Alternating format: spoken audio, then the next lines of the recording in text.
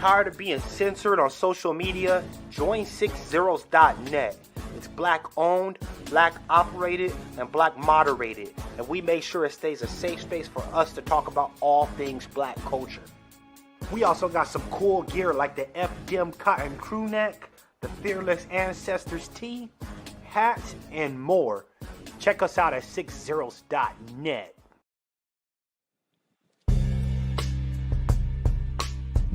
Hey girl, why are you so sad?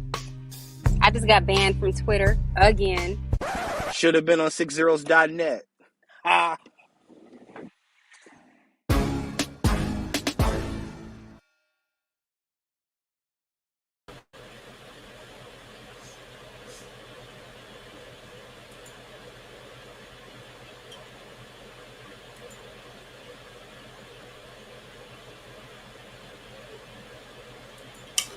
All right.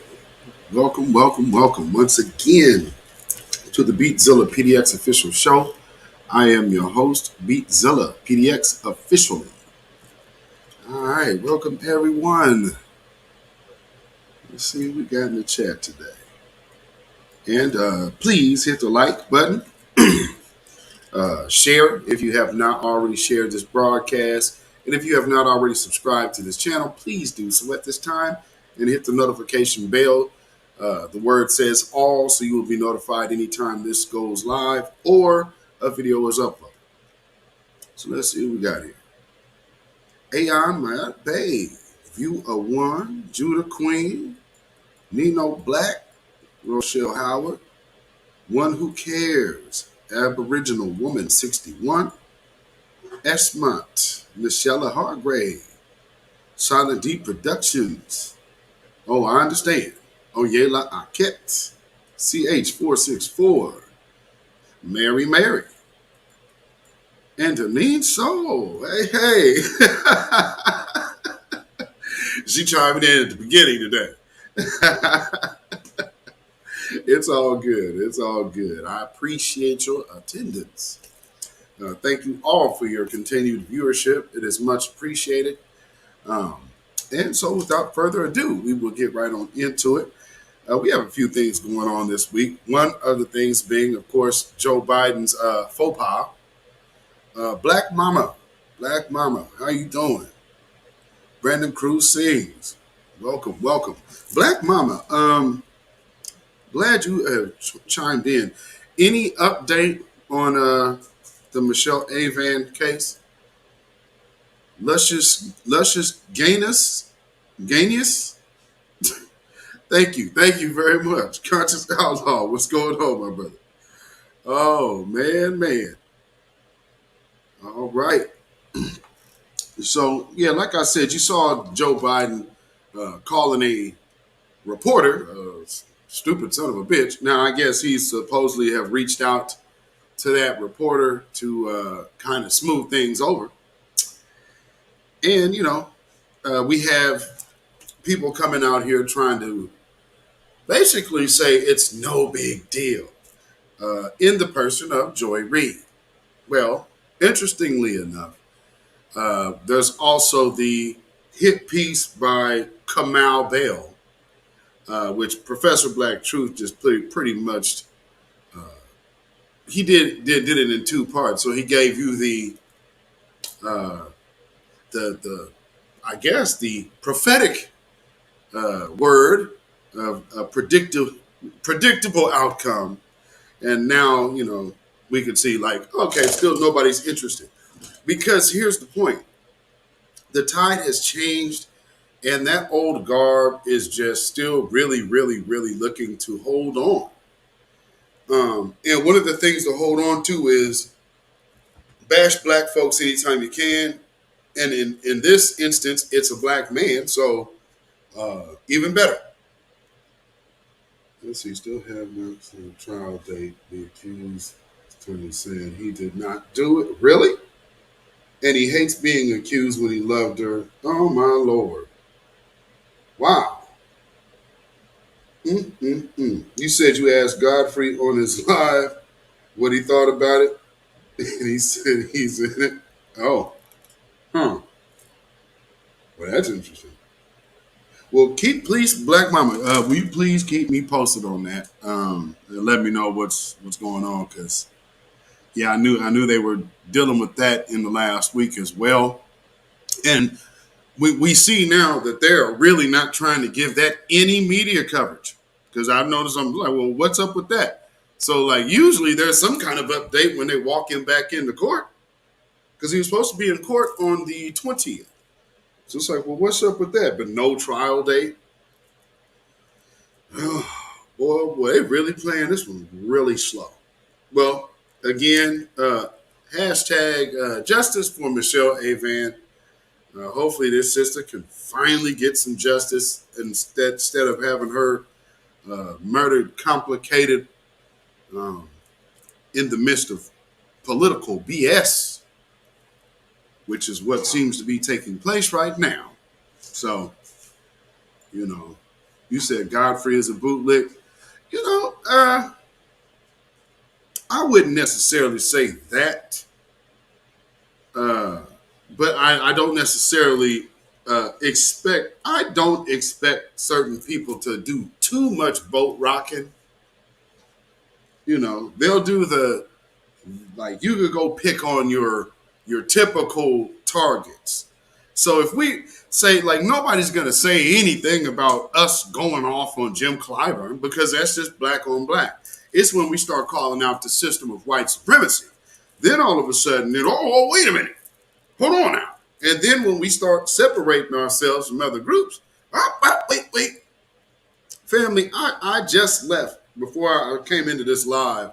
And while I was getting ready for this live, I was in a Twitter space that these brothers have been holding for the last few weeks. And it's built up to over 3,000, about 3,500 people in this particular space. And I remember when it started, it was like 18 people in the room. So this has started, these young brothers on code. They are the B1 under 30 crowd. And man, they got some fire. I enjoyed listening to it. The question is, the question was, how does immigration help Black Americans? The family. Every immigrant Black person that called in or that raised their hand to speak, all of them, and I do mean all of them, had something disparaging to say about foundational Black Americans. So when we say that, they're reiterating the line. Foundational Black American is closed. And if you don't live here or you don't work here, well, then you got to wait outside of the gate. And so what they're having issue with is the fact that we're just simply identifying ourselves as our own. And then saying, no, you can't come and attach yourself to us. And then they got in there today. Family, they tried a new one today. What was it? Jamaican culture started. It's some new one that they're talking about. Because, first it was rap music. Then there's something else that was like, yeah, Jamaican started this. Like, come on, man. Oh, man, it's insane. So, for all of y'all who got a chance to, you see these. Oh, and then while they're up, the tethers, the angry tethers, they got a whole space going, basically talking about immigrants don't owe foundational Black Americans anything or reparations. It's like, well, what does us getting reparations from our government have to do with immigrant giving us reparations? You see how twisted and delusional that is. It's like, you're an immigrant. You have nothing to do with our government. You have nothing to do with us. How on earth are you saying we don't owe you reparations? We ain't never asked you for shit. As a matter of fact, how on earth would it make sense for somebody who has to bail out of their homeland, run here, be up under the chief house of their oppressors that have ran them out of their own homeland in the first place. But you're going to come over here and start identifying with them. And then start talking like somebody had the nerve to tell me the other day about Martin Luther King and what white folks teach us about Martin Luther King. Y'all realize Martin Luther King, if he had not got murdered, it very well could be, you probably all got living grandparents and living relatives older than what he would be today. He'd be in his early 90s. But somehow we're talking about, oh man, white folks done taught y'all about Martin Luther King, and y'all don't really know the real Martin Luther King.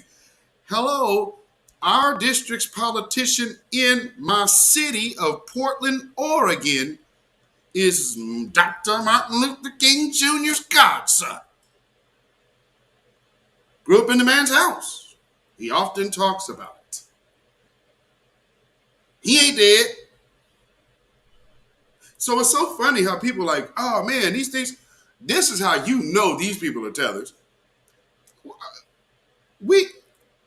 Some of my mother is what, 15 years younger than Martin Luther King. What the hell are we talking about? So, it was so long ago. These people ain't dead. These people are not dead. Said don't want to get a damn thing. Why it sound like that? Man, the silent D. I know that's right. For real. Oh man, I am telling you. So, needless to say though, those type of people often align themselves with certain type of folks. If y'all have been watching Tariq Nasheed's Twitter today, he happened to put the yo word to your mother, Michael Rappaport, again on blast. And he deserves it. So he's sitting there, now this shit looks so incredibly staged. So actor Michael Rappaport just so happens to be in the store in a Walgreens to catch somebody who's all masked up stealing. So he's filming the whole thing too. Oh, okay. New York, I told y'all, Eric Adams is a problem. Y'all already got a whole new crime, and they're basically, y'all got a whole crime bill without them calling it a crime bill. And stop and frisk is already, they if you, like I said, y'all been paying attention. Yo, Eric Adams, the mayor of New York, the top cop of New York, and his top cop commissioner, Keishant Sewell. Never met any foundational black American in a day in your life named Keishant? I may have met a Sewell before, maybe, but I can't ever say I've heard or met any black foundational American with the first name of Keishant. You said we don't claim Eric Adams, that's mine. Oh man, for real. and for all of my New York family in the chat, I feel for y'all. Because ooh-wee. Y'all got y'all a cold one in office. And basically, man, y'all got Joe Biden crime laws coming in blackface to a corner near you. Rappaport is absolute trash. NYC is done for FBA, man. Jeez. Yeah. It's to me, Dino Black, it sounds like if y'all in New York, y'all might really want to start considering relocation. Pretty soon they're just going to be rolling through the hood, holding people down, giving people jabs. Oh, but before I go on, a quick word from our sponsor. Sometimes, I'm not a hard-hearted man. And sometimes you just got to give it up to the Lord. So, straight from Joel Osteen, Joel Osteen, the doors of the church are now open. Wonderful.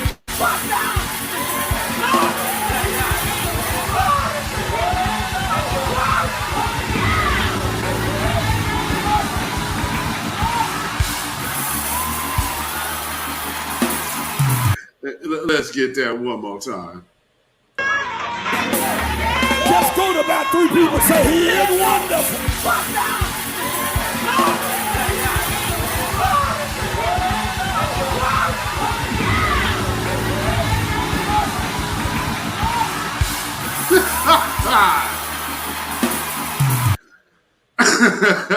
Shout out Joel Osteen. We say, speaking of jabs, the CDC came out and admitted that natural immunity is stronger than the jab. Meanwhile, my family won't even let me come over because I refuse to get it. Family, didn't I tell you? I was like, see, they manufactured a whole new way to get y'all separated. All that black love y'all talking about, you got to do something. Because when family, and you peep this, family, as black folks, when is the time where black couples are always asked about children? Holiday functions. When y'all gonna have one? Y'all thinking about having? Shoot, y'all been together for a little while now. So now we're going to hear, you talking about all that black love and all of this. Oh, yeah. Yep. We got to shut this down. Got to get y'all separated. All that loving.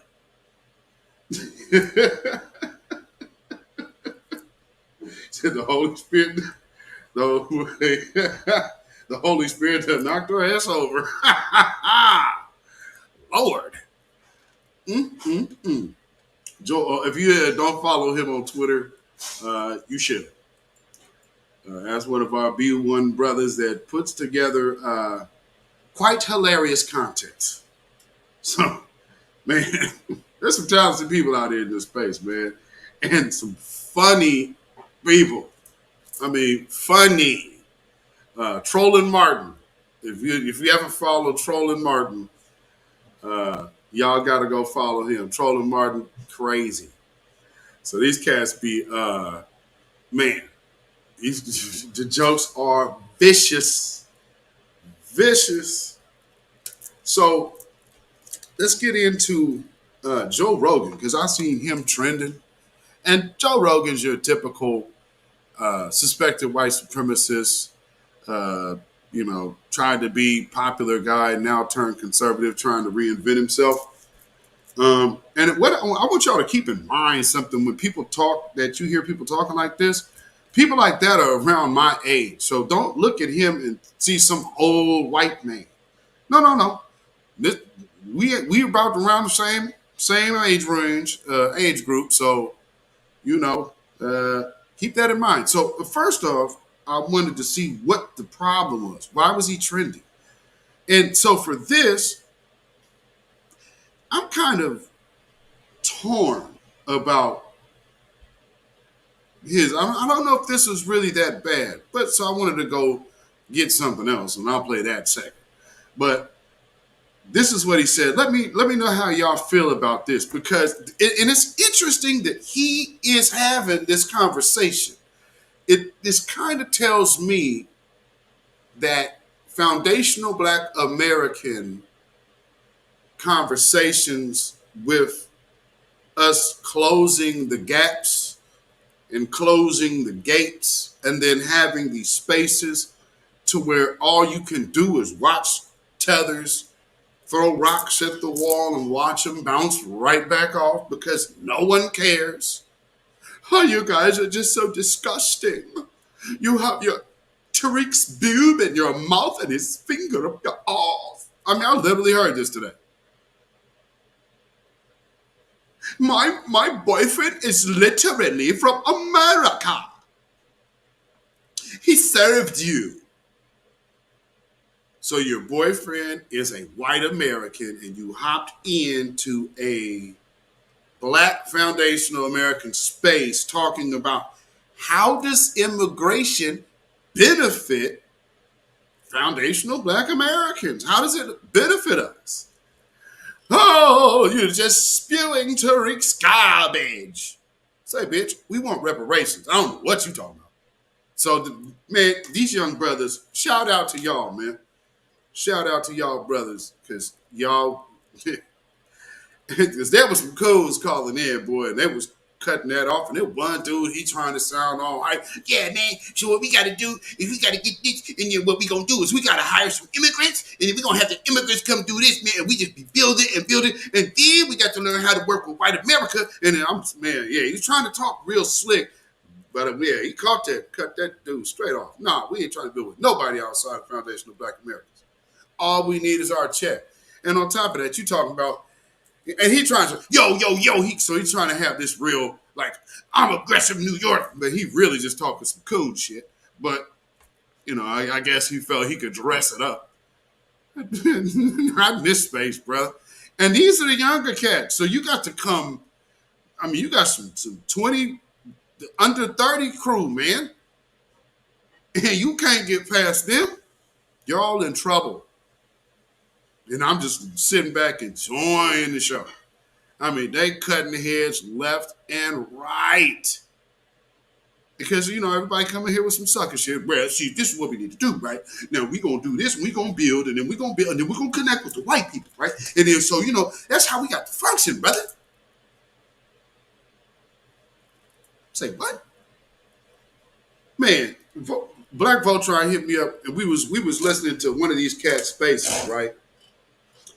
And so as we sitting there listening, this dude start talking about how we need to look how to get our message on a major white network. Brother, we up there listening to this. You hear this, brother? We need to do what? So the very thing that we're trying to create, what you want us to do, is integrate it back into the white man. Gotcha. Yeah, no, I don't think so. No, but anyway, I digress because we have to get to the Mr. Cool Guy, Joe Rogan. Y'all let me know what y'all think about this. Either you're a voice of reason and rationality and personal responsibility, or you're a voice of intolerance and bigotry and anger and hateful sexual oppression. What did Michael prejudice, Eric Dyson call you? A mean angry white man. And a mean angry white man. Yeah. Hilarious. Yeah. You're not mean at all. Yeah. That's what's dumb about that statement. You're not mean at all. I am white. Actually, that's a lie too. I'm kind of tan, and he was actually not black. If you're tan, he was sort of brown. Am I? Because I'm darker than you. Yeah. That's ridiculous. Yeah. But neither of us are white. Well, I'm Italian. And mostly. He was brown, not black. Well, isn't that weird? Yeah, it's really weird. The black and white thing is so strange because like the shades are so tan and brown. There's such a spectrum of shades of people. Unless you're talking to someone who is like 100% African from the darkest place where they're not wearing any clothes all day and they've developed all that melanin to protect themselves from the sun. That's what got him in trouble. Okay, so I had to go back and re-listen to this. That's what got his ass in trouble. See, but here's the point, family. So, foundational Black Americans and Americans are checking him. What the tether's doing. They're more worried about hopping into the black space about reparations. But Joe Rogan is trending. But you're all not offended by that. Well, but you'll have other smarter to talk in this space. I mean, it's just letting it fly. Yeah, it's so disgusting. Your foundation of Black Americans is so disgusting.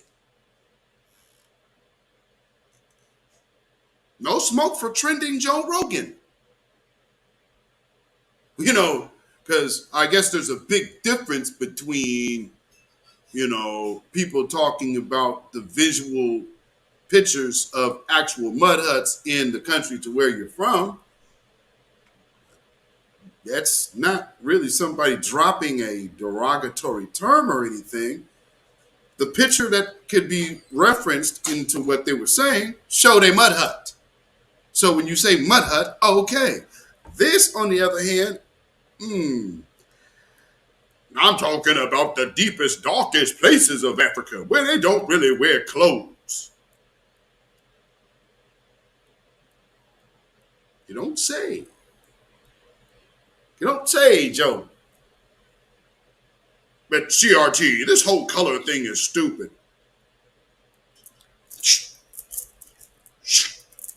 He just keeps digging. Let's see how further he'll go.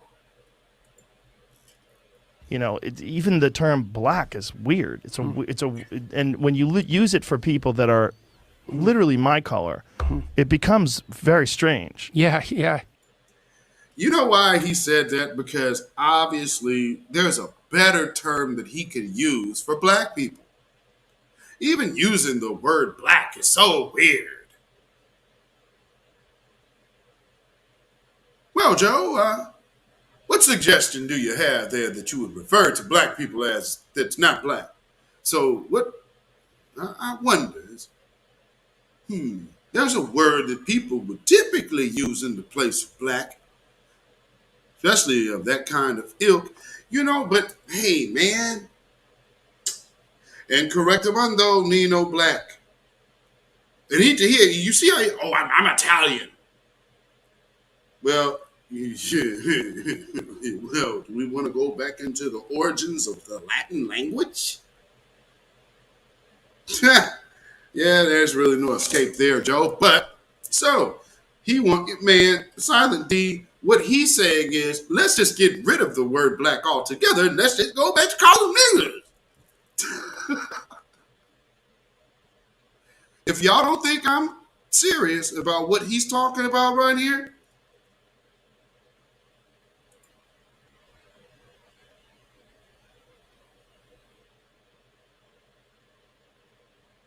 so I look on the iPhone app and it says, okay, take me to this one.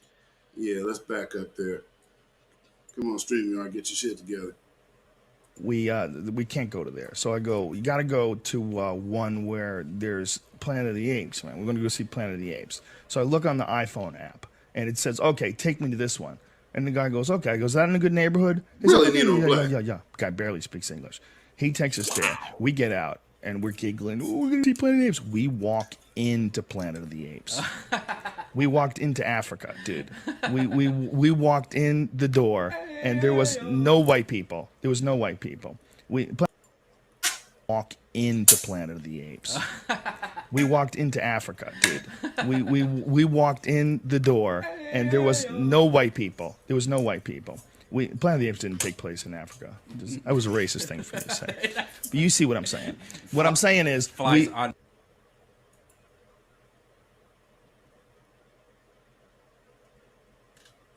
Tasha Peters, that is all right. You are not too late. You know, you're still right on time. Wow.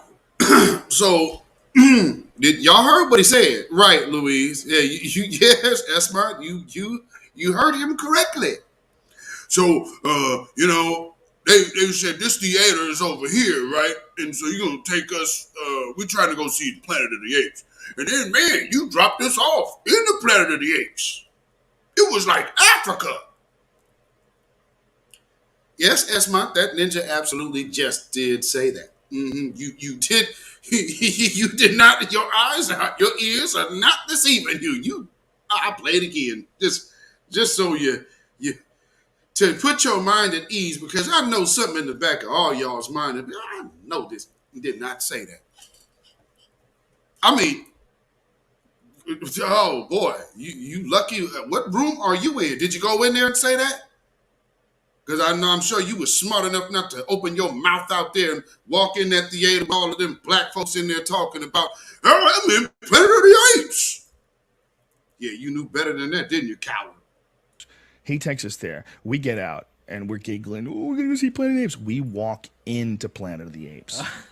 We walked into Africa, dude. We walked in the door and there was no white people. There was no white people. Planet of the Apes didn't take place in Africa. That was a racist thing for me to say. But you see what I'm saying. What I'm saying is... Flies automatically stuck to your head. Yeah, what happened is...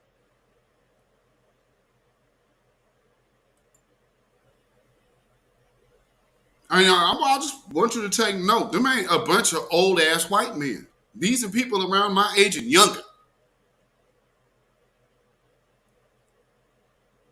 And they worried about CRT. That's why they worried about CRT, so they can't just sit up there and be blatantly racist and everybody call them out for their blatant anti-black racism. But yeah, you heard that right. And then he says, oh man, Planet of the Apes didn't happen in Africa. That was racist.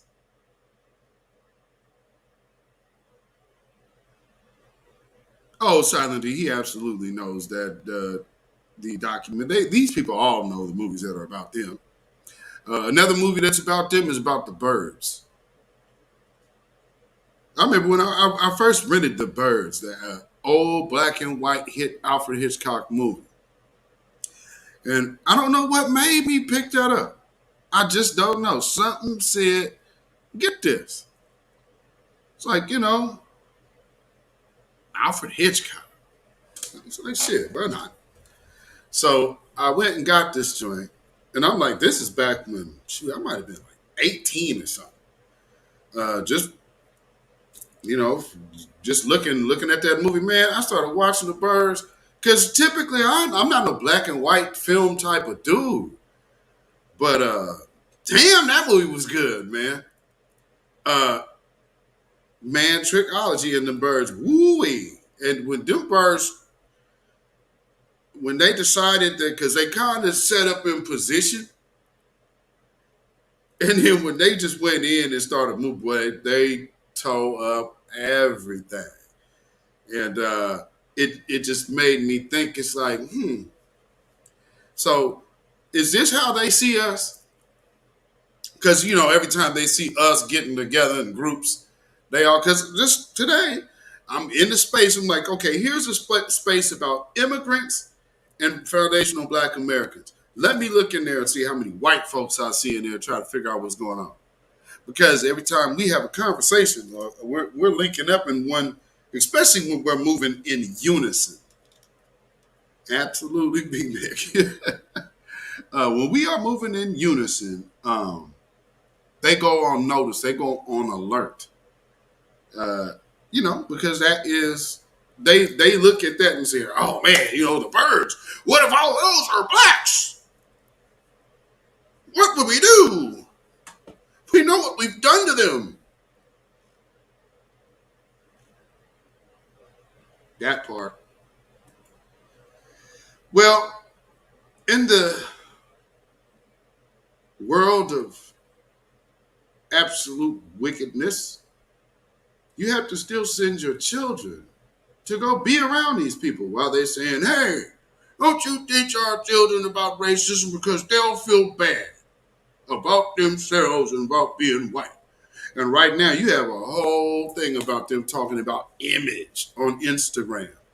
Because I've already told you, sisters, the whole point about that is white women not being found as desirable as all other women. And them Instagram likes don't lie. Here's what it is. Showing a 9-year-old student throwing away a package of food into a trash can. Immediately, a school staff member removed the food, wiped it off, and gave it back to the student. An investigation found the principal then told the student to eat the food. Both the staff member and principal were terminated from their positions last month. Now, what's up, Desmond? What's going on? Welcome, welcome. Now, see, oh man, you got me teaching these kids to feel something bad, but you got to send your black child to have a demonic ass teacher like that doing some madness. Now, yeah, they finally eventually got fired, but even still, that speaks to a very present problem. And now it's so bad that you have to have cameras because What if there was no cameras in that school and that little kid said, hey, this is what happened to me? You think that school is going to be inclined to listen to the little black child? You know better than this. Well,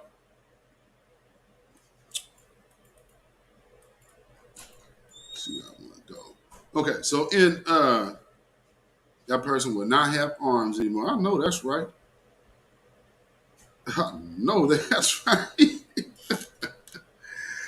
So in other news, for those who don't know, if y'all have not been following the trial out of Minnesota with the road rage killing,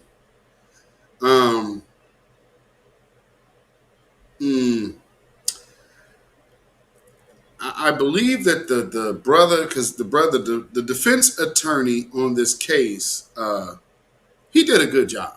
He did a good job. I can't front on anything he did. The brother actually, when he was on the witness stand testifying, he basically, because remember, this case was started, the whole defense of this case is self-defense. So he gets up there and basically then says, oh, well, I didn't mean to shoot him. It was an accident.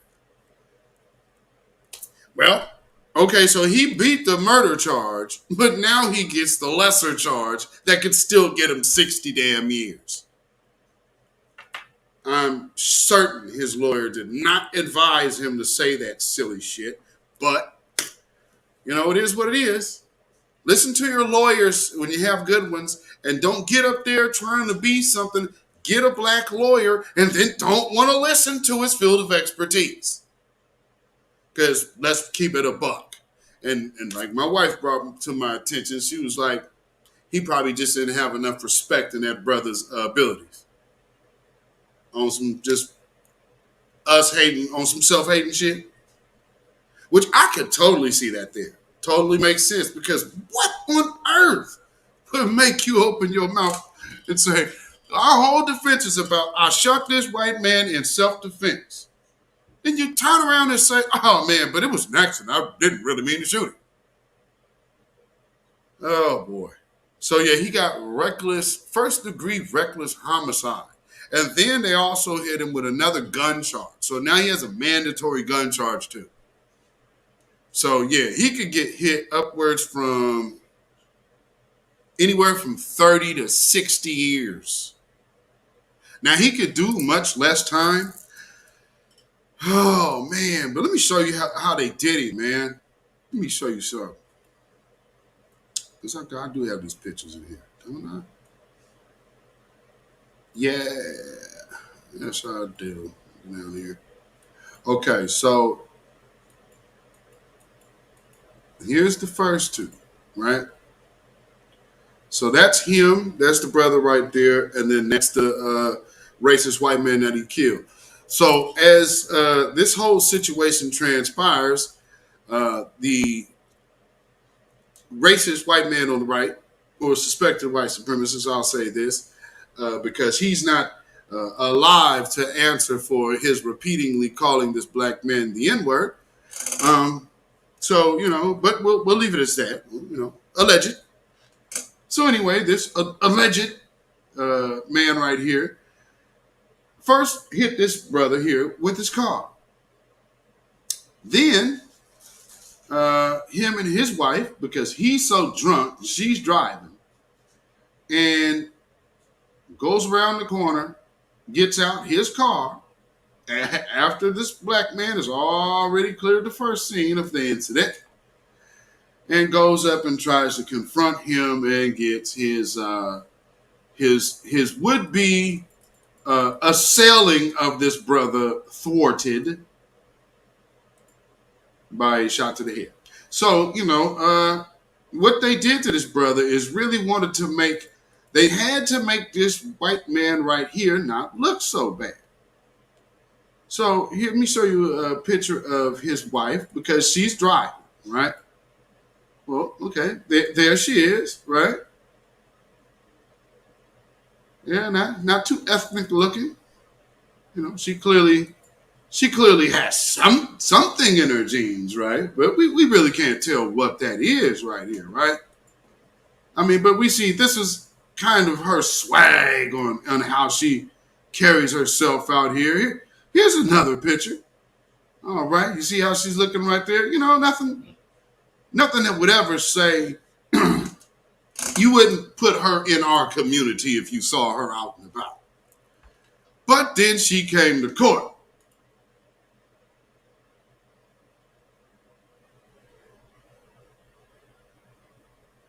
And then she came to court.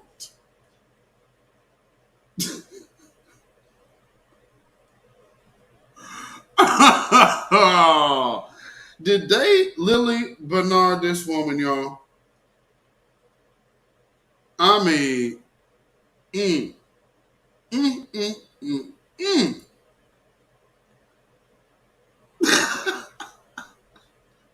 They blacked her up.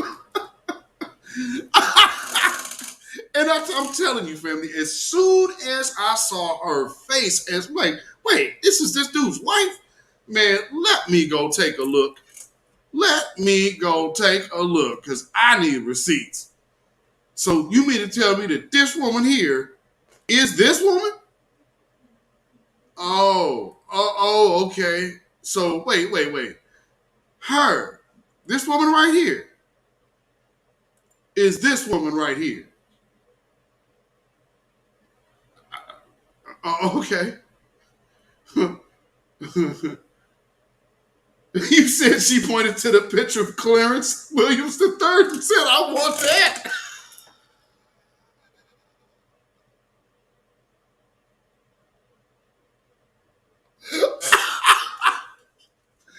Oh, B. Mick, you ain't shit for that. Oh. Not Prince's daddy from Purple Rain. Oh. Y'all are brutal. Y'all are brutal.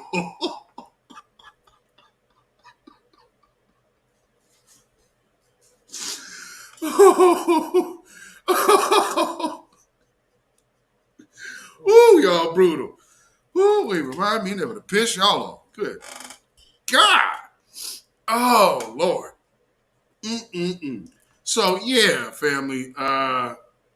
He got himself cooked. He's done. But I will say, shout out. And what's so crazy is the commentators are they still shouting out the black attorney, because he did actually do a very good job, and he had to spend majority of his closing arguments fixing this idiot's mistake of basically changing his whole defense in the witness stand.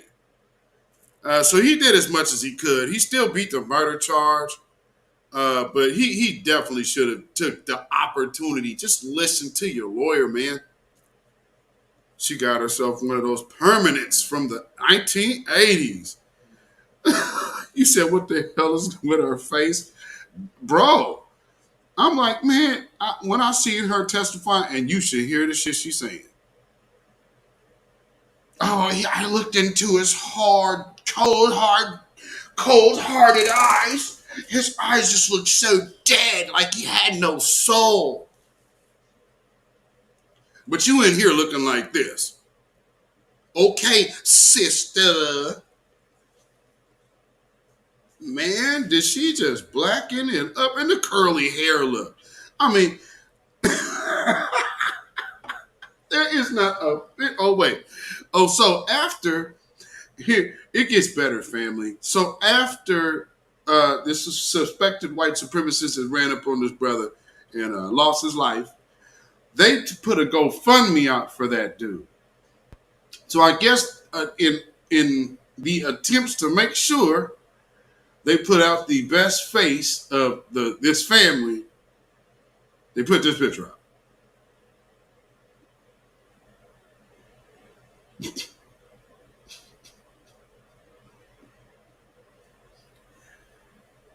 Clearly, those are her children.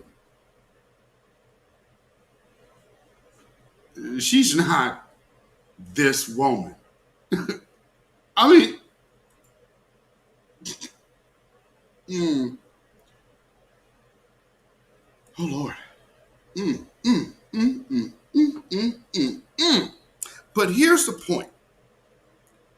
They wanted to make sure that a black man did not, and remind you, this is Wisconsin.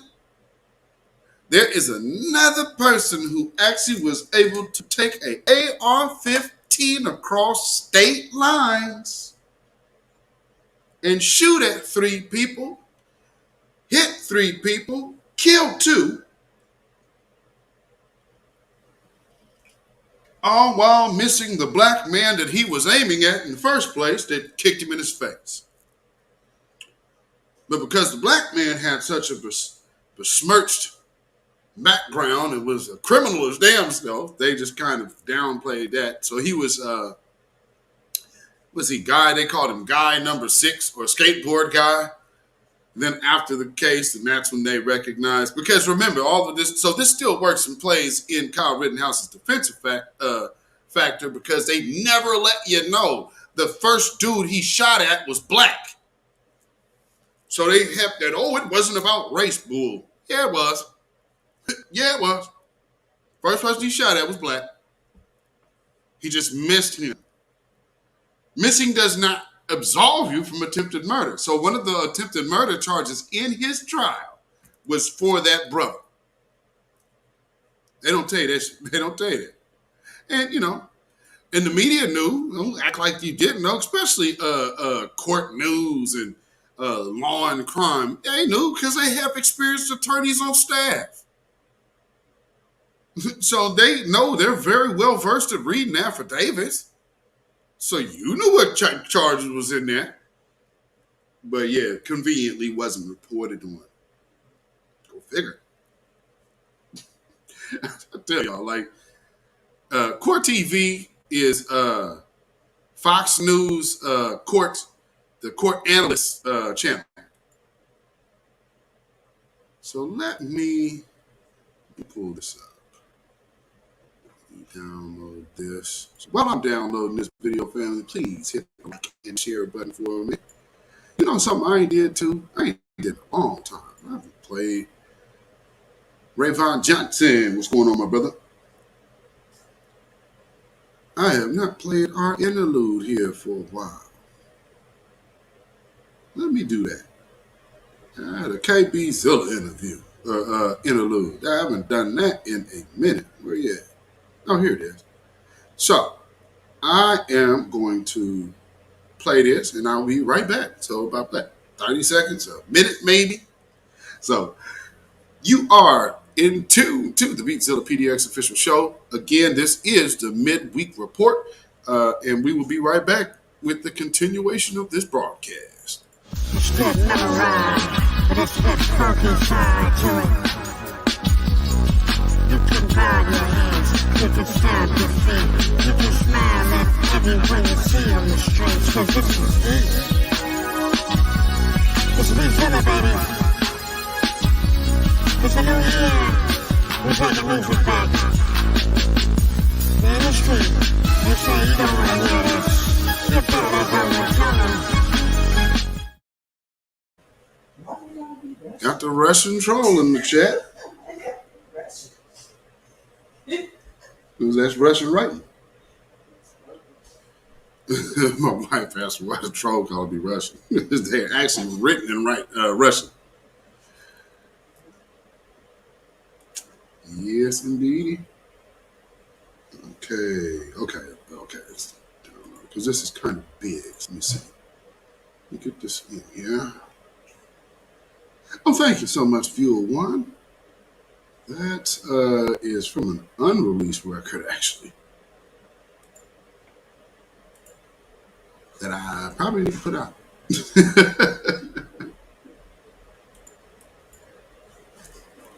Let's see. What I got here? Where are we at?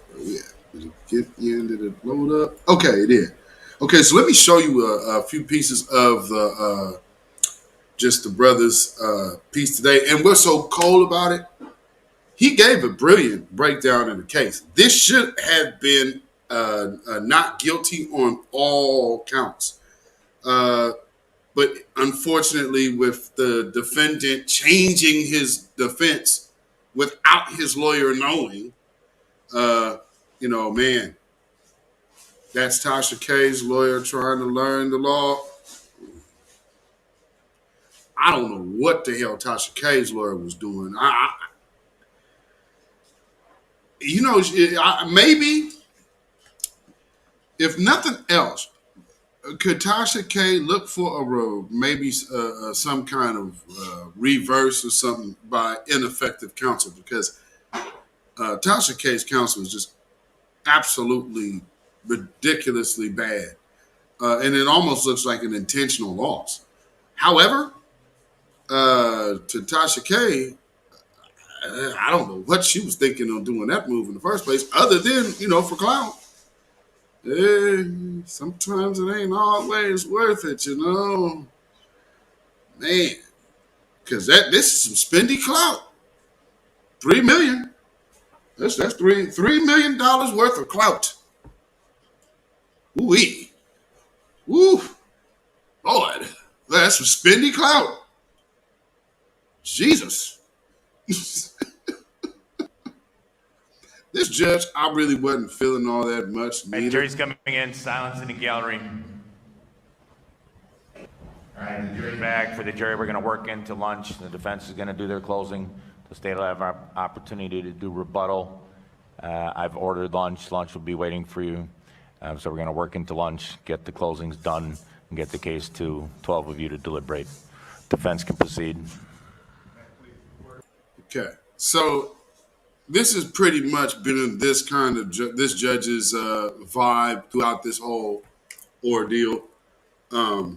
So just keep in mind that this is still Wisconsin. Now, granted, this ain't Kenosha.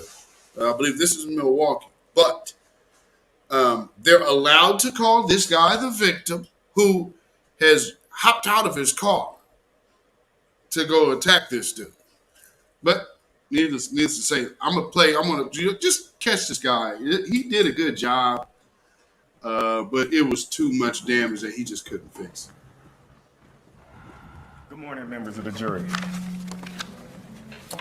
Robert Kennedy once said, "The glory of justice and the majesty of law are created not just by the Constitution, not by the courts, nor by the officers of the law, nor by the lawyers, but by the men and women who constitute our society, who are the protectors of the law, as they are themselves protected by the law." Not Trasher K, though. Trasher K, y'all is cold. Members of the jury, it's been over a week now. And as the state has pointed out, I've seen you very active and engaged in this case. You've been taking notes. And this is a traumatic situation, for both parties that's involved in this case. This case has been filled with emotions on both sides of this case. And, we really just thank you for just, keeping an open mind as we go through the process. Now, the state just talked about, when we talked about the other side of the story. Remember that? The defense in this case has established everything that we said we would show you on the other side. The state didn't come up and talk about a wallet. You never heard about a wallet in this case. We told you that the crime scene was contaminated. We told you that seconds afterwards, there was tampering of evidence in this case. We promised that we would show it to you. That promise did not come back void. Now we're talking about a wallet all of a sudden. They still got this dude. Now, this dude was able to prove that much. Wait, what did I see in the chat? Louise. So I seen that video title. Was Michi X in defense of Tasha K? Is that how I'm reading it? Am I reading that correct? Because I wasn't sure of her position. I wasn't sure if she was like against Tasha K or she's in support of Tasha K. Because I was kind of confused by that title. I didn't watch it, so I don't know. But I saw the title. Oh, so yeah, she's in support of Tasha K. Makes sense.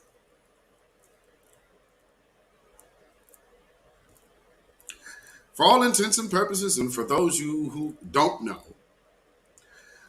she has recently unblocked me.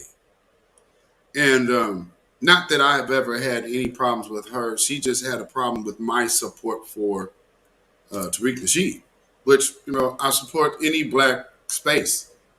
But she was making, I think a lot of people make way too much of people. Yeah, people make way too much of things.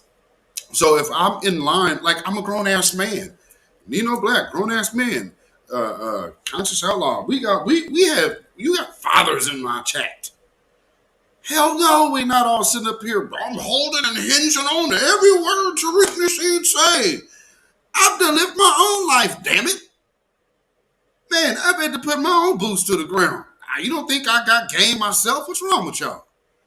And that coming from a female, it's like, ooh-wee. Number one, the biggest thing that you can't understand is I don't give a damn about what you're talking about because you're so far out of your depth that, I can't really give it any credence. So, she's recently unblocked me because, I guess she figures that other people she now knows know me. But, how do I look at you now? So, I know people who rock with her. Absolutely. That'll be about where that goes. That's about it's about the long and short of that. Oh, because she was also mad about the fact that I picked out also one of the ones. Because she's saying that my own game of the knowledge of game, it was only Tariq Nasheed that put it in the air that Grandmaster J's moving like an agent.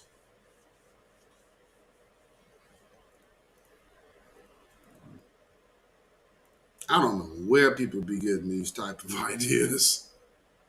Don't you know? There's a song that DJ Quick made so many years ago. He said, absolutely. And that was my thing, Black Mama.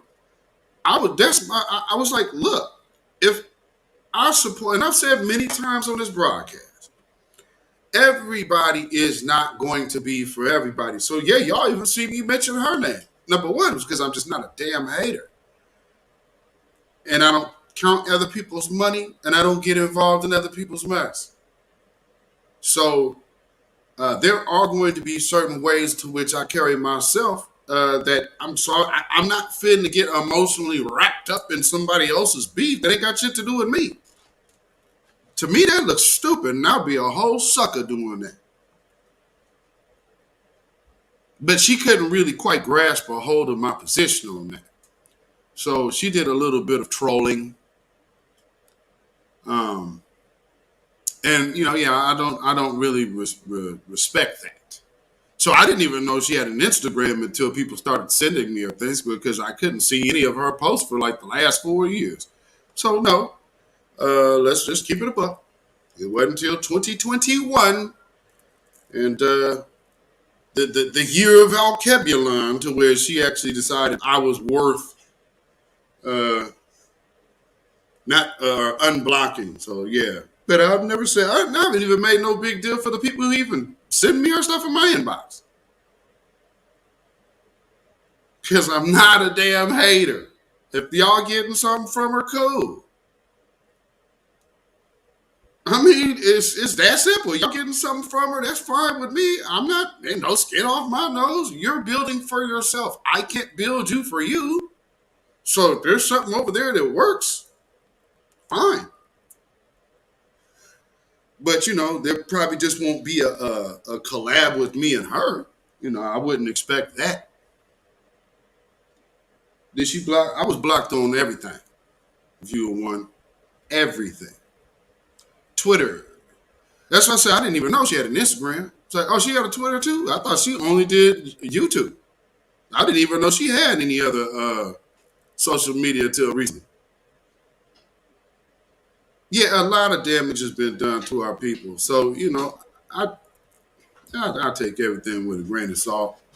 And definitely don't take it personally because I don't know the woman. So, I mean, there's nothing personal for me to harm.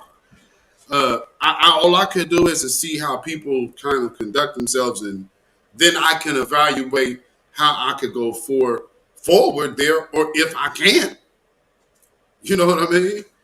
And with that type of situation, it definitely wouldn't be on my end to be proving anything.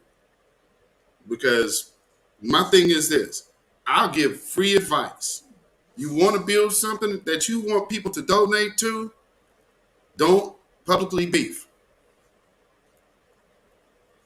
Because remember, those of us who are old enough to some of y'all only think of Biggie and Pac. I'm old enough to know Vibe. I'm old enough to know Vibe magazine. And Vibe magazine and MTV's role in a West Coast, East Coast beef that never should have even taken place. But watching niggas fight and bicker is cool. I'm never gonna take no parts in no shit like that. Sit up there be on some stupid shit 2.0. Hell no. So this you rock everyone who rocks it to you? Yeah. Oh yeah, you know, Yvette Carnell and Boy. No, Boyce Watkins. No, I'm I don't have a personal beef with Boyce. I have known that, you know, people that, of course, who have problems with Boyce. You know, so that, yeah, I definitely, personally, some things I've seen that I didn't like. But outside of that, that's just my only opinion. So I don't really, he definitely helps in the lane that he's helping. So again, that's just another avenue and lane of another voice in the black media. That's how I look at it. Like, everybody ain't gonna be Jesus, man. Black Jesus, that is. Everybody's not gonna be the savior, and everybody can't be everything. So, you know, there's different things that cater towards different people, rub people the right way to kind of make them feel better. Cool. You know? Cool. I mean, hey, I might be I don't like that guy. Why don't you like him? I don't know. I just don't like the way he looks. Cool. Well, there's somebody else out here that got some good information for you. You can go to them. Because that's really crazy. I do not understand how dudes be up here hopping on people's shit like, hey, you look like this, dude. Really? Well, kind of interesting that's where you went. It's my appearance. Dealing with some interpersonal issues. Don't take it out on other people, though. Answer one question. Pacing T, hey. Attention deficit disorder, it's a disability. It's real. Anxiety is real. Being charged with murder are real. You know, black. Every other witness that stepped up here, if they had a bad day on the stand, if we got some information out or they answered the question the way that they might not have wanted to, you know what happened? Wait, and just, okay, so let me respond to Nino Black real quick.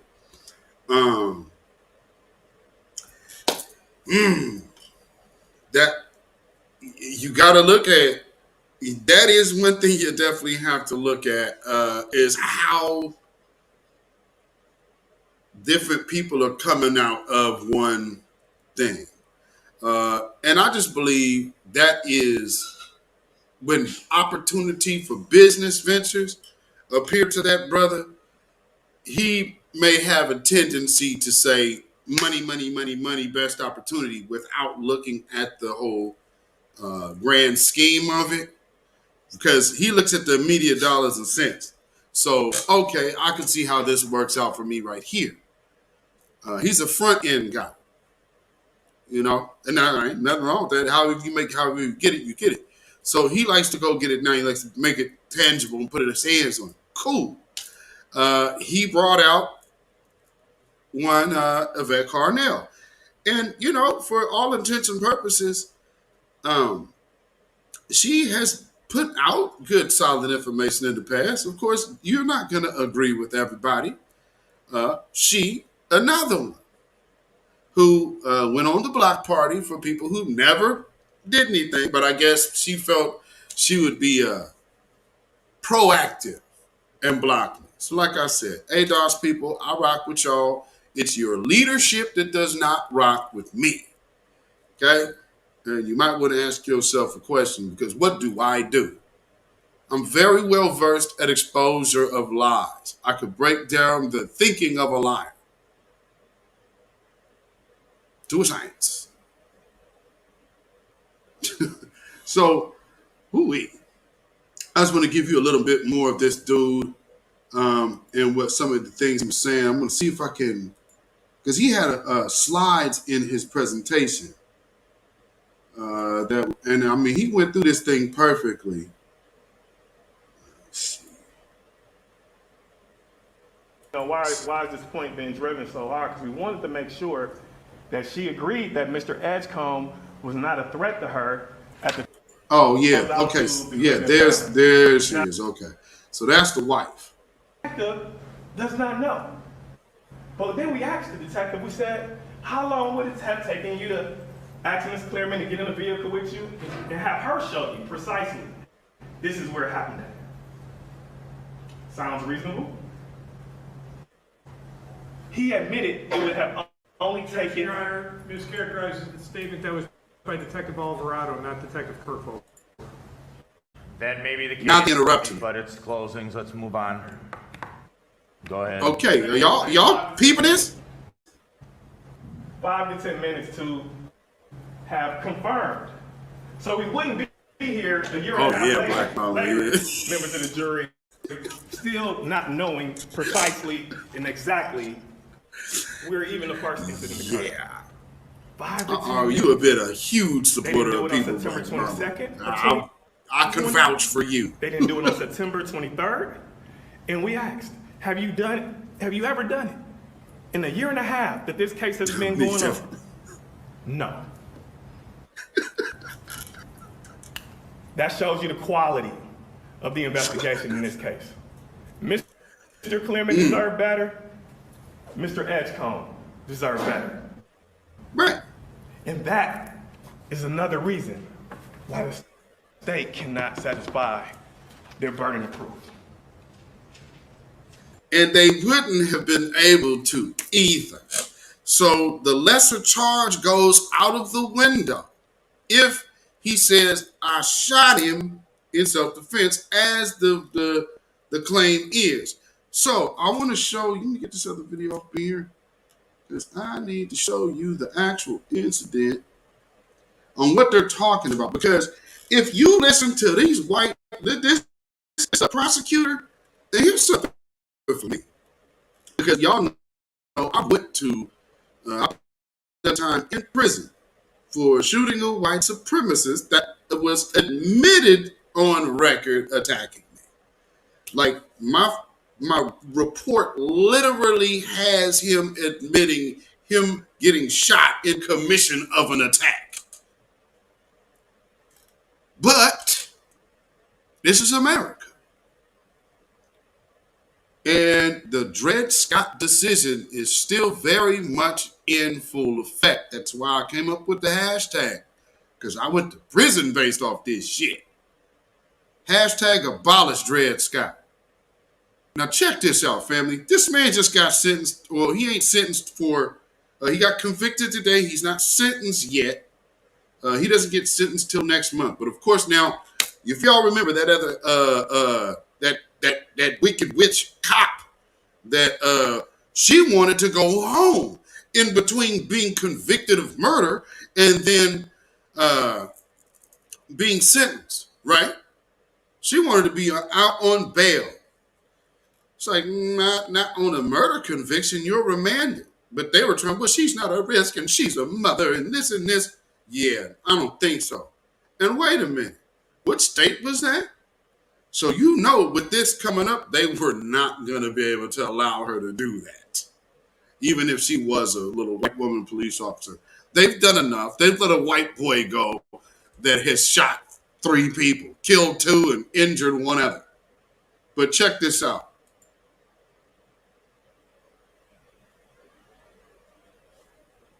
Remember, the wife is driving. So here, let me go back. Let me take that back. Because there's the video that's right before this. There's my man right there. You'll see him on his bike, right behind the truck. So they were in traffic, and the dude, obviously, they both drunk. So they done probably bumped in. He says they bumped into his bike, and he hits the car. And so then that's when the dude calls him the nigga. And then he reaches in the car, pushes the dude. That's all caught on camera. We got it, all right? He admitted to doing that, right? Okay, here's after he leaves. And this is what got him convicted today.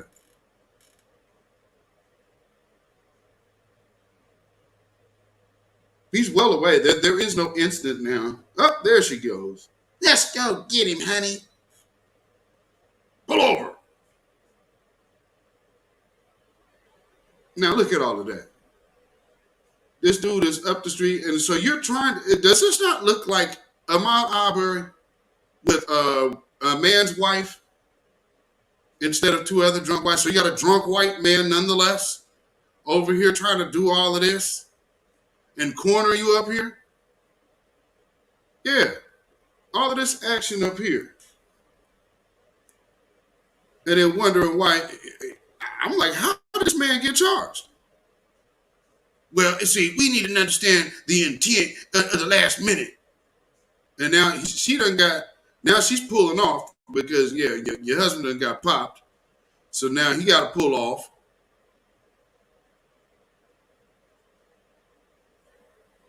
And I guess they drove him to the hospital. Oh, hey, go get that guy. He's still around here. Well, yeah, he would be. He's on a damn bicycle. Where was he going to go? Weirdos. So this brother's life is pretty much over with. Now, they're making it seem like this dude, you should have heard the prosecution. He's a cold-hearted killer. And then the wife he was just staring at me with his cold-hearted eyes. I was terrified. And then the brother lawyer he had to ask, he said, well, did you have enough time to get in the car and drive away? Well, yeah. Okay, well, did you call the police? No. But you were terrified.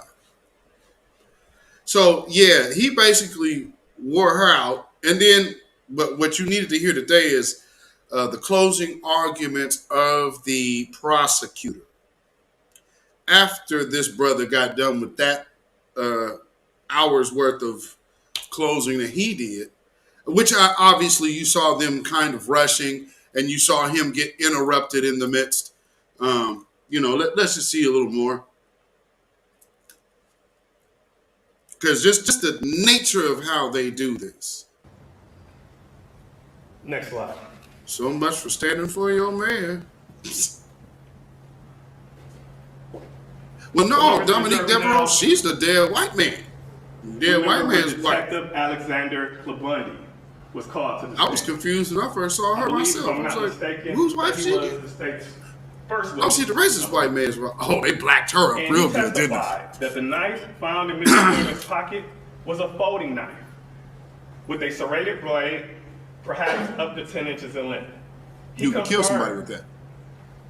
That police never submitted the knife for DNA fingerprint testing. Wow.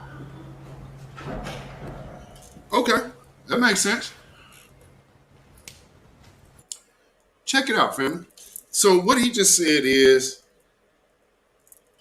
they didn't even take that man's weapon in for DNA testing. Let me tell you something about my case. My wife was there. The police never interviewed my wife about anything. All they did was went to all of the other people. They went around knocking on doors of houses. But here's my wife.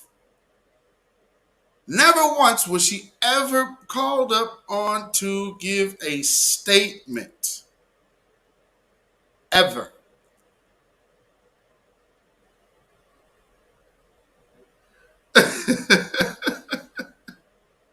You know what I'm saying? Oh, Lord. So these people here, they up here, I just want y'all to see it now. I mean, I guess I'll be diving into this too, but we also have to pay attention to these prosecutors, these public pretender junior prosecutors, and then these judges that sit up here and tailor and make these courtrooms. Number one, we got to examine this system.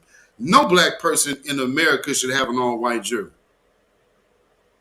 You want a black person to go to prison, give them a black jury. But the first thing these people do is have black jury pools, get rid of all the black people, and then have all these white folks. So when they did the poll of this jury, you could hear about all the voices. Wasn't an ounce of soul in that booth. So you wanted to tell me that you expect to see, here's what was more likely to be. If the situation was reversed, them white folks in that jury know they don't want no smoke out here. So yeah, they would definitely make sure that, oh, we're going to convict this guy, right? So I believe that it would have been the same either way. But here's one thing for certain. They were not going to let that black man walk out for shooting a white man in the head, especially one who is already being identified on record in court as a white supremacist, such as myself. See, this coon took a recording of me actually saying this before about this individual and tried, I guess, to make me look so bad and say, look, Sadie, how bad he is. He don't like white supremacists.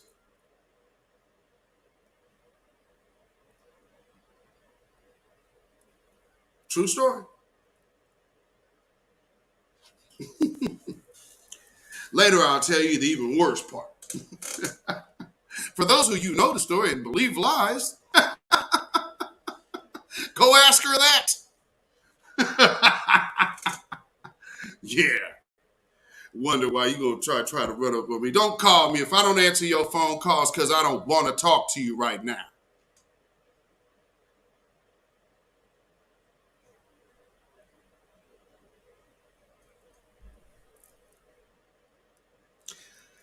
Ooh, let me tell you about my day yesterday, family. Shout out to Arthur Hill. May, again, further condolences. I was on pallbearer duty yesterday to bury the pastor of the church I play for. About to be soon passed. But this woman was definitely, she was a different kind of preacher, different kind of pastor altogether. And she was a very, very talented grant writer. I mean, so when most people are looking to get the money out of poor black folks in the church and having them paying dues, her mind was saying, let me go get this money out here to cover that. And I've been able to watch her work in that capacity and just been able to watch how she can, a savvy grant writer, able to, you talking about know how to turn a buck? Sheesh. So great loss right there, just even on the professional end of things. That administrative game is sick. Sick. You know what I'm saying? Oh, man. Oh, man, we always have to, I think one thing I've learned over the course of years, and I say this to the chat, we have so many different qualities about this space, different nuances in people, because when you have people, you get that. what's so cool about today is that with all of that, it's still under the banner of black. And now, right now, you have white folks even questioning, talking about black is weird. Well, I guess it would be weird when you can no longer identify us when we tell you who we are. And I think that's a large part of what might be a motivating factor for some of the stuff you're seeing out here. He said not to. Oh, man. So again, man, appreciate all of y'all. Appreciate all of y'all. And so let me play this other little piece, and then we have to talk. We have to talk about this Professor Crunk. I'm really ready for this woman to you see, I don't know what they're trying to do.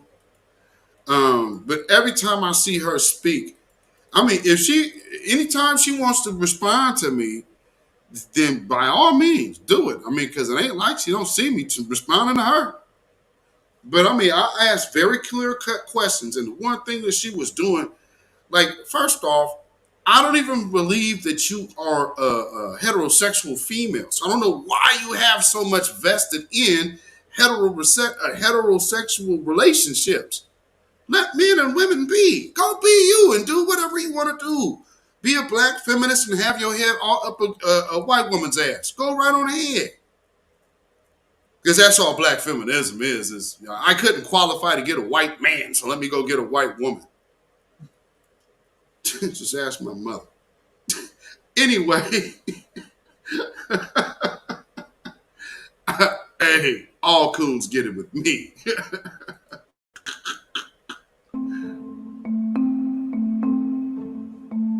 The anti-abortion movement has co-opted a lot of language, unfortunately, and it's become very emotionally manipulative to the public. The truth in the messaging really needs to come out. So if you look at even the term pro-life, that really is a hypocritical and antithetical term. The pro-life.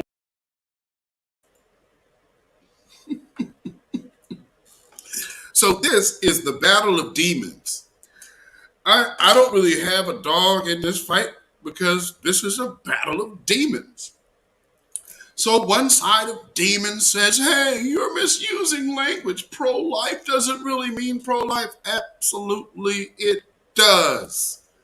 So the first thing she does is attack a word that has a clear definition. Damn, that sounds like some other groups out here we know of.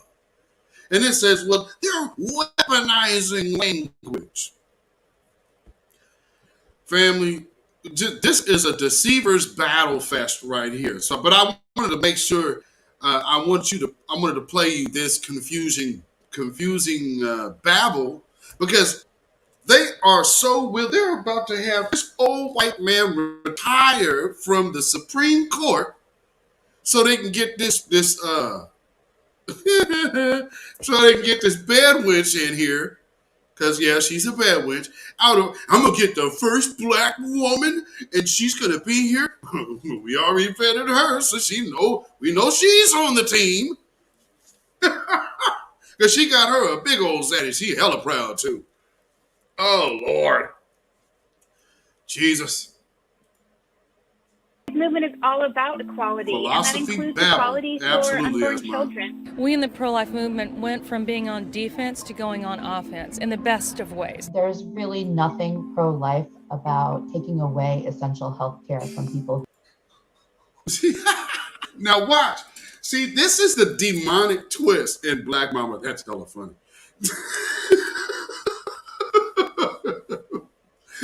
That is hella funny. I can't say that, but you can. I am not a female. That ain't even coming out of my mouth. But did y'all peep it? So what she's doing is immediately trying to twist life and work death into life by saying, well, because you're trying to stop somebody from doing this safely. No. the act of what you're still trying to get done safely is still death, ma'am. Look, I'm telling you, man, this is a battle fest, demon battle fest royale right here. Who need it. There's nothing pro-life about not addressing maternal and infant mortality rates. There's nothing pro-life about putting in COVID policies and taking away healthcare rather than giving healthcare. There's nothing pro-life about not following evidence-based medicine. And then you take other terms that are completely medically inaccurate. Uh-oh. Wait a minute. Wait. I'm sorry.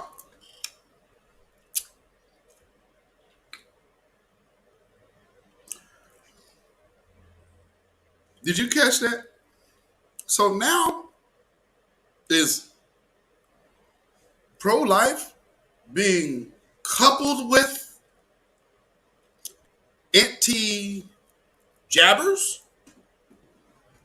That was a little interesting twist on words she just did right there. Let's go back a bit because that was crafty. See, in these Demon Fest Royales, you have to look for the language that they're really trying to speak. So you'll start hearing an anti-black message in here somewhere. Take another listen to what you just heard. Equality for unborn children. We in the pro-life movement went from being on defense to going on offense in the best of ways. There's really nothing pro-life about taking away essential health care from people who need it. There's nothing pro-life about not addressing maternal and infant mortality rates. There's nothing pro-life about putting in COVID policies and taking away healthcare rather than giving healthcare. There's nothing pro-life about not following evidence-based medicine. And then you take other terms. Evidence-based medicine? So she threw the C word out there first. Like, oh yeah, you're doing these protocols and then taking away this. But then there's, yep. That coded language is right there. That are completely medically inaccurate. So terms like heartbeat bill to kind of go after some of the gestational bans on abortion. Get the heartbeat bill, because absolutely a heartbeat definitely doesn't mean there's life, does it? I mean, heartbeats, when I feel my heartbeat, I guess that tells me I must be dead. Or maybe I'm, I guess. Where's that? Man, I must have heartburn. I always thought that was a heartbeat. I guess I just got indigestion. Palpitations. Heartbeat bill is now law in the Lone Star State. I asked the citizens and I asked the General Assembly to send me a bill, send me the heartbeat bill, and I would sign it. And you have, and now I will. There is absolutely no cardiac activity or heartbeats at 6 weeks. And I think that's just like a tweak of the. Oh, whoa. So, personal testimony. Y'all hear me talk about my youngest son, right?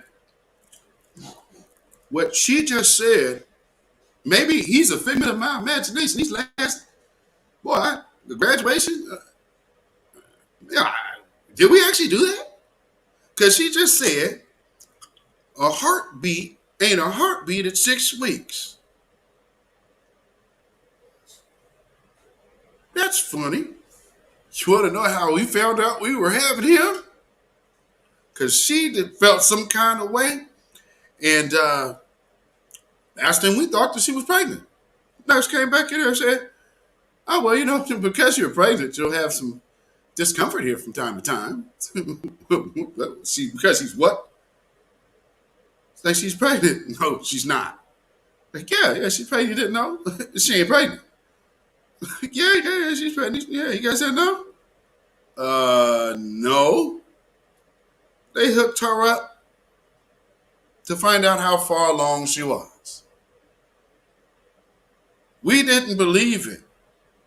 So we actually have a ultrasound from 6 weeks.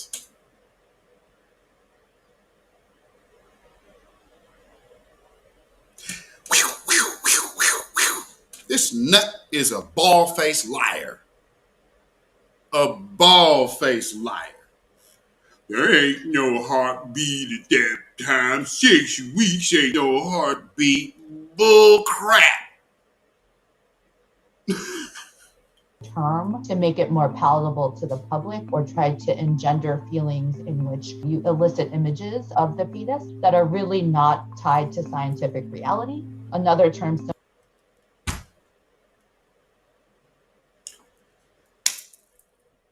I don't even know what the hell. Family, I don't know how these people. This is wicked. I don't. And to you people, you trust people like this? Talking like this?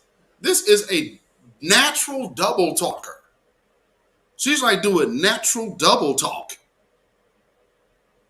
Oh my goodness. And man, Silent D, unfortunately, it's women like that. They have teaching college courses. They put them women in college so they make sure you guys come good and effed up. Jeez. I mean, man, this woman she's talking like a straight up demon.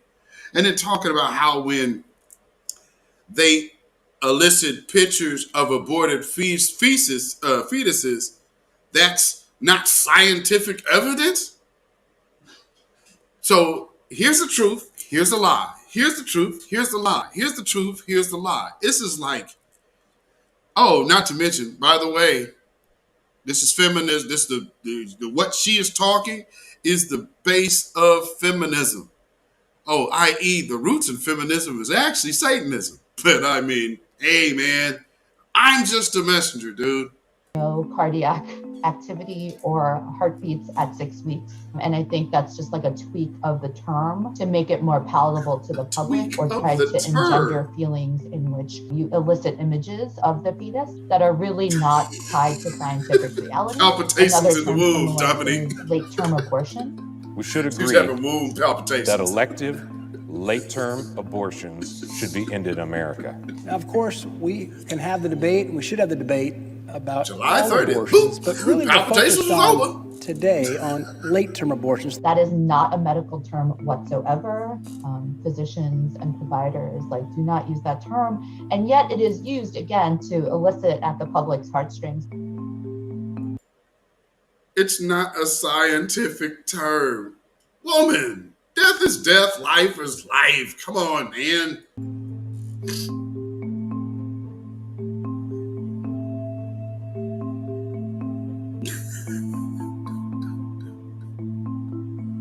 Good Lord. These are just, I think, dangerous terms just medically, dangerous terms to put out there, and language really does matter. These are very manipulative terms that cause a great deal of harm and are not tied to medicine and pretty hypocritical. I wanted to make sure I played this for y'all family for a reason. These tactics that they're doing right here, these pro-abortion tactics, are going to start being the tactics they use for the so-called anti-woke crowd.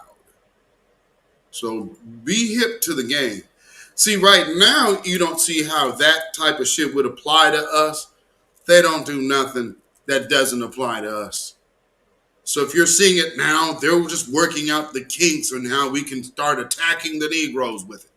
So trust me, because I always wondered, okay, here's the point. You start getting the mind winded up and not really wound up, but you get the mind wrapped up in the idea to where soft genocide becomes acceptable. So you start picking off the youth. Oh, abortion is soft genocide if you didn't know. See, we talk the truth here. It may be a little hurt and be a little, but that's the whole point. You can't heal if you don't know you're hurt.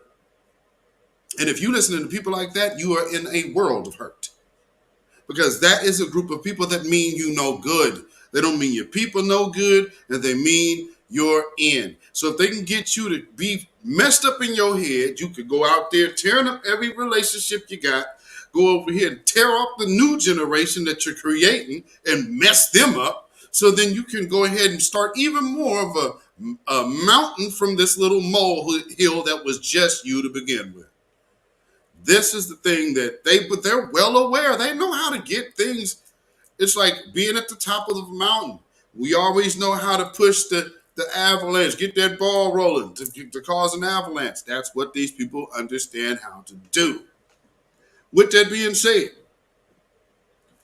I told you we're going to get to Joy Reid, but first we got to get to your sister girl, Professor Crump.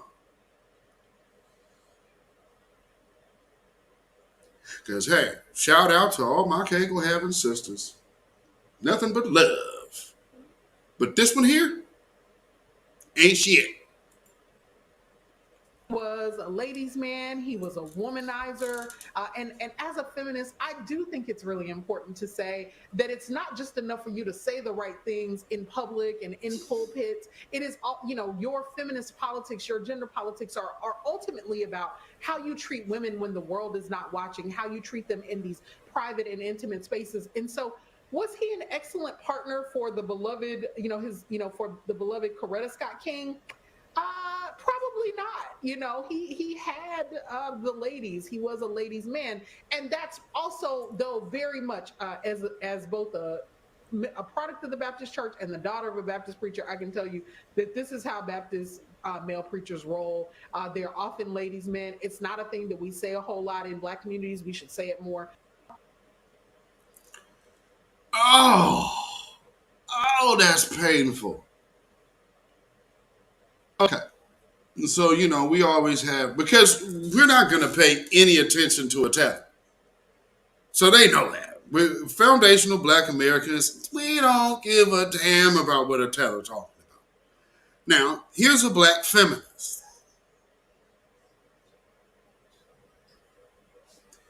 And, yo.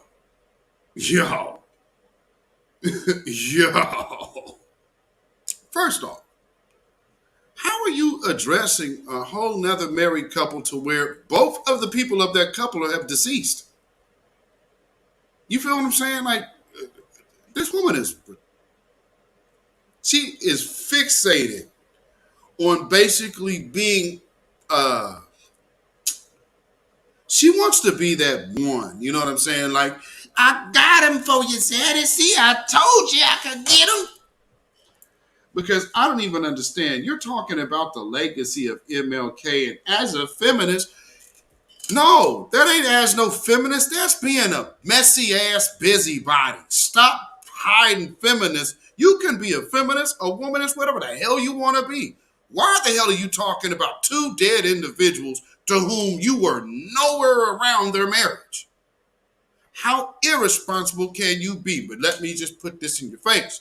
This is what they want Black folks to look, how they want Black folks to even perceive marriage. Don't perceive it at all. Listen to a feminist who absolutely is dead set against marriage in the first place. But now she can speak about our icons. Hell no. Hell to the no. We know that King was a ladies' man. He was a womanizer. And as a feminist, I do think it's really important to say that it's not just enough for you to say the right things in public and in pulpits. It is, your feminist politics, your gender politics are ultimately about how you treat women when the world is not watching, how you treat them in these. Let me fix this lie that she just told. How you treat your personal situation is your personal situation, not gender politics. There's all the Lonely Hearts Club always got the biggest relationship philosophy ever. I mean, these people got being singled down to a science. They know how to kill a relationship nonstop. Ain't never had one long enough to say they could build one, but I mean, because trust me, all of these people, have y'all noticed all of your relationship gurus ain't even married. And then the one who was married, he's a damn clown. All you people who was watching that weirdo, Derek Jackson, you guys just want simp talk.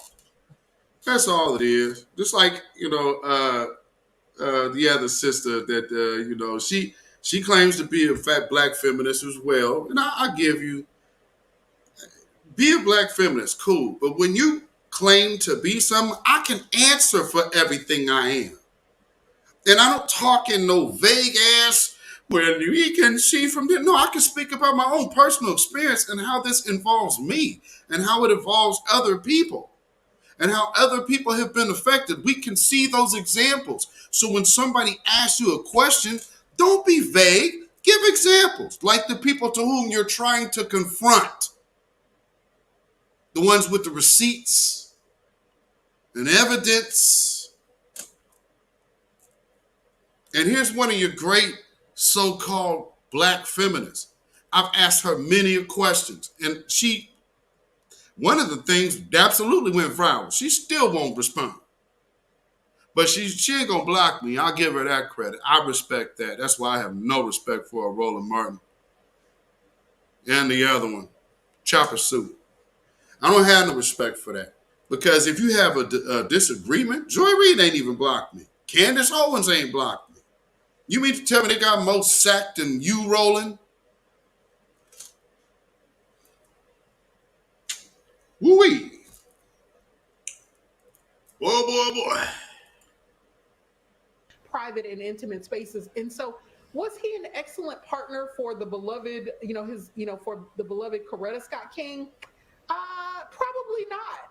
He had the ladies. He was a ladies' man, and that's also, though, very much as both a product of the Baptist Church and the daughter of a Baptist preacher. I can tell you that this is how. See, and then we going into taking a shot at Baptist preachers. So I grew up in the church, and as a daughter of a Baptist preacher, I could tell you that my daddy ain't shit. Can't stand these individuals, man. I'm really, really getting tired of people like this. I'm really getting tired of people like this. Hey, woman, we ain't your daddy, and we are not the issue of your daddy issues. So I hope y'all caught that. Every time you see old Professor Crump, that's why she's doing what she's doing. So she just identified how she knew black men wasn't shit. Because that's my daddy. I don't know how much simpler it can be. I wish people would stop listening to people like this. And then stop bringing idiots like this to me. You're following this dummy? Damn, I thought you were smarter than that. Baptist male preacher's role. He said, where's her neck? Ladies, men. It's not a thing that we say a whole lot in black communities. We should say it more. And as the black community, stay the hell out of other people's bedrooms and stay the hell out their household. Messy ass nigga. That's and the one thing from being in the Baptist, the one thing you sure did pick up is being messy, being a messy church Negro. Look like you got that one down packed, sweetheart.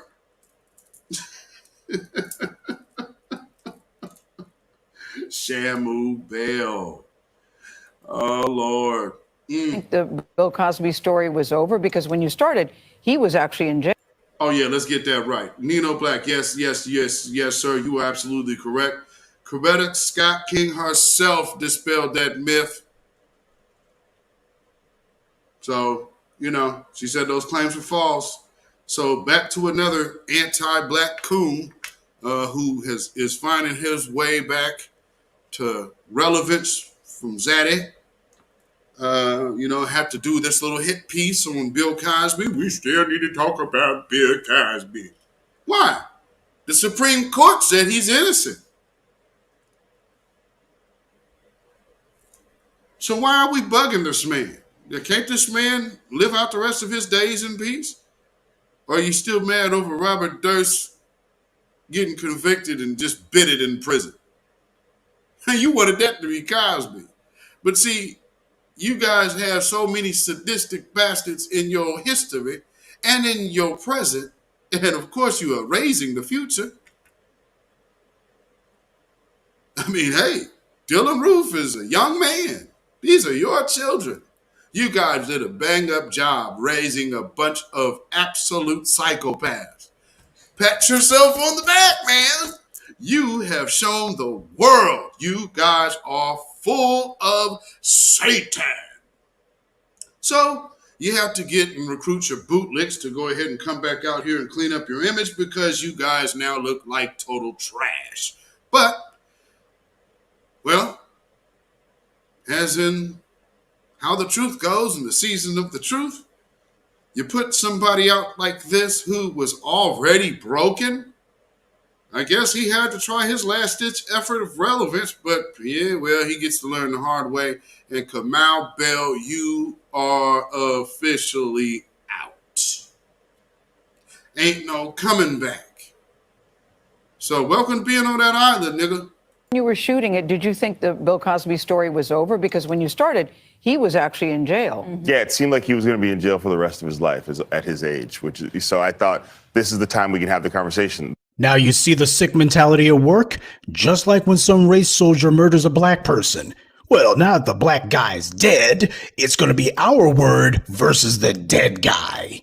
Doesn't matter if it's the enforcement arm of white supremacy or the propaganda arm of white supremacy. They're all part of the white supremacist apparatus, so they all operate out of the same playbook. But this is the kind of coward and scumbag that Kamau Dumbbell is.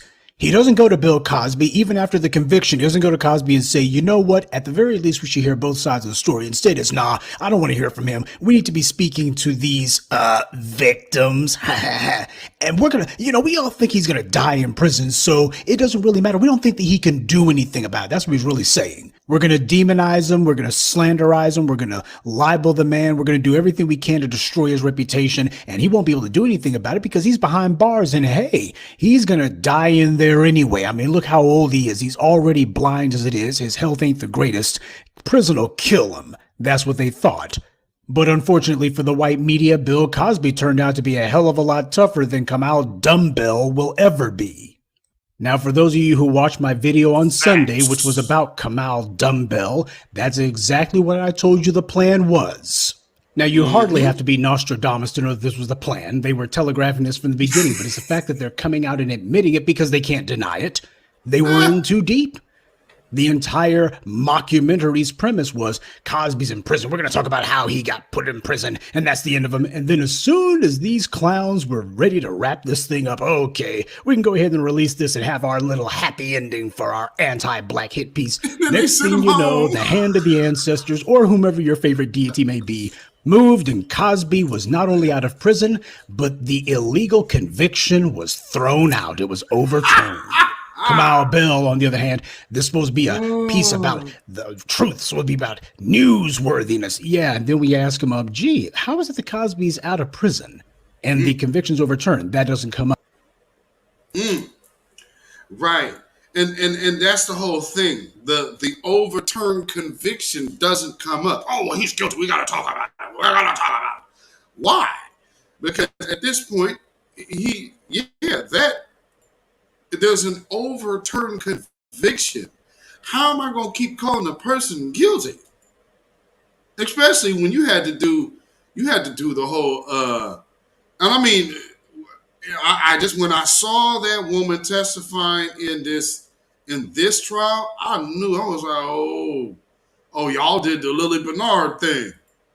So all of a sudden, the woman comes in and, oh, yes, I have sympathy. Give me sympathy.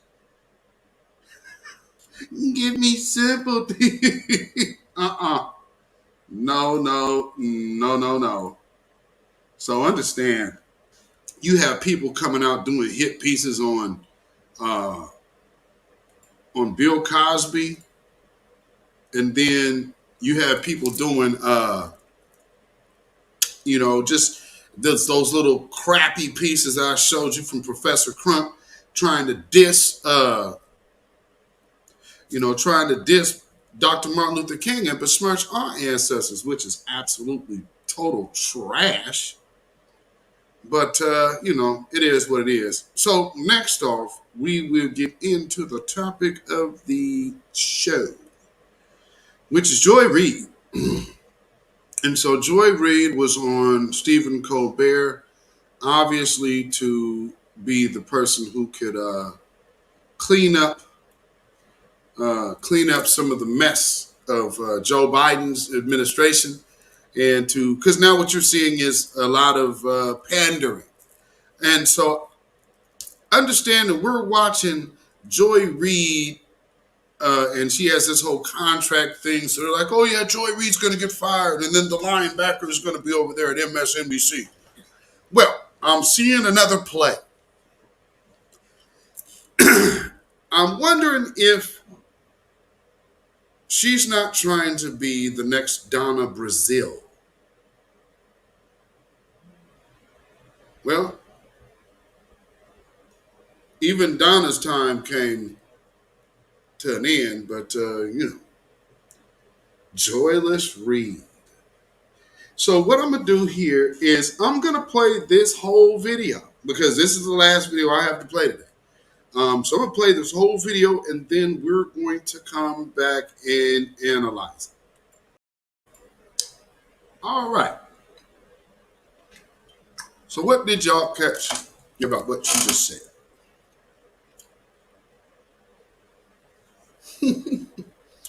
I want to know if y'all caught it. Let me go back. Because this is something I need you to take what she's saying and apply it to the black vote. Is the philosophy by Joe Biden. That's the philosophy of black voters. Oddly enough, it's exactly what her and Roland Martin were pushing on us. So she knows. She knows the difference. And she understands how you are supposed to negotiate. She knows a vote is a negotiation. You have said you're in the third year, well into the third year of your show, and you've often said him to help you with the things he doesn't care about. I think that was a strategic mistake. Now you have said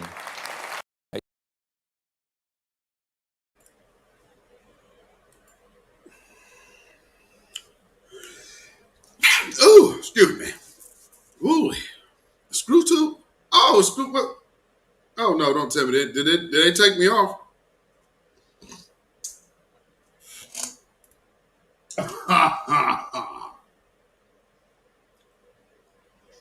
I see it now. I see it. Even if you use the disclaimer warning for educational purposes, I don't think YouTube even accepts that. Wow. Okay. I'm about to restart the stream then. All right. Thanks, man. Oh, son of a bitch.